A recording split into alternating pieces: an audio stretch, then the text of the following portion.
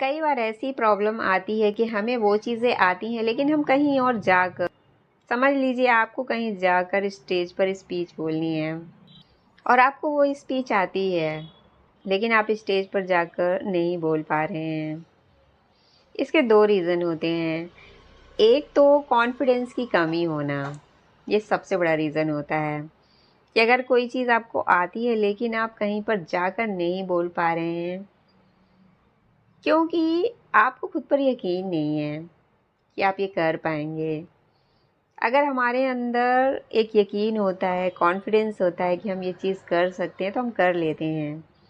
तो सबसे पहले अपने आप में ये कॉन्फिडेंस लाना होगा कि हम ये कर सकते हैं, तभी आप ये चीज़ें कर पाएंगे।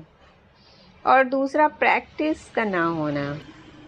बहुत सी चीज़ें ऐसी होती हैं जो प्रैक्टिस से आती हैं।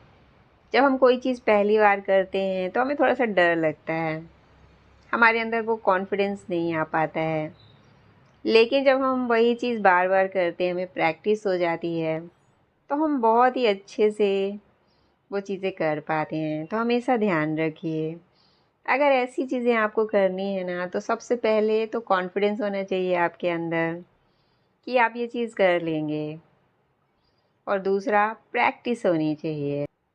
तो अगर आपको कहीं जाकर स्पीच देना है या ऐसी चीज़ें करना है तो अकेले में प्रैक्टिस कीजिए बोलने की, आपको वो चीज़ें ज़रूर आ जाएंगी।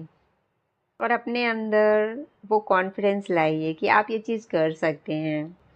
सबसे पहले हमारे अंदर उस काम को करने का बिलीव होना चाहिए, तभी हम कर सकते हैं।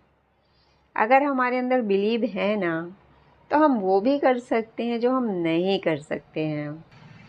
तो सबसे पहले अपने अंदर बिलीव लाइए और ऐसी चीज़ों के लिए प्रैक्टिस भी कीजिए। Thank you so much.